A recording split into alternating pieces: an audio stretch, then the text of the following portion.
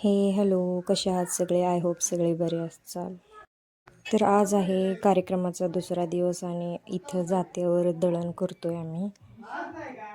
आणि बाहेर उखळी पुजून घ्यायची आहे. तर उखळी आम्ही पुजून घेतली आणि मुसळीचीही पूजा केली. मुसळी पुजून झालेली आहे. सगळ्यांनी हळदी कुंकू लावले. आरती पूजा करून झाल्यानंतर सर्वांनी एक एक करून मुसळीची पूजा केली आणि धान्य वाटायला घेतलं. तर एक एक बायका येतच होत्या, त्यामुळे जरा उशीरच झाला वाटण्याला. मी आता मुसळाची पूजा करून घेतली मी पण. त्यानंतर सगळेजण बायका जमा झाल्या. नंतर आईंनी धान्य उखळीत टाकलं. उखळीत टाकल्यानंतर मुसळ त्यावर ठेवून परत त्याची पूजा केली. पूजा केल्यानंतर सर्व 5 बायकांनी पूजा करून नंतर सर्वांनी एक एक हात लावून वाटून घेतले. वाटण झाल्यानंतर दुसऱ्या दिवशी 3 वाजल्यापासून कार्यक्रम चालू होता. ती आता 4:45 वाजलेले आहेत आणि देवाचं दूध शिजत आहे.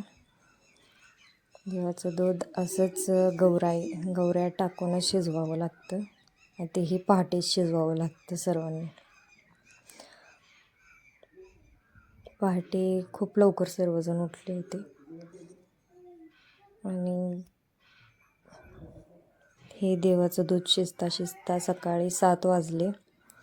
सकाळी 7 नंतर मग स्वयंपाक आमचा सुरू झाला. स्वयंपाक आम्ही चुलीवरच केला, कारण खूप जण होते जेवण करायला. तर सवासणीसाठी आणि बाकी सर्वांसाठी जेवण आम्ही चुलीवरच केलं. तर मी, माझ्या जाऊबाई, नणंदबाई सर्वांनी चुलीवर स्वयंपाक केला. आणि नंतर झाला पोळ्यांचा बेत. तर पोळ्या सर्व मी आत पोळे करत होते आणि बाकी बाहेर 2 चुली लावल्या होत्या, तर तिथं सर्वजण पोळ्या करत होते. पोळ्या करून झाल्या.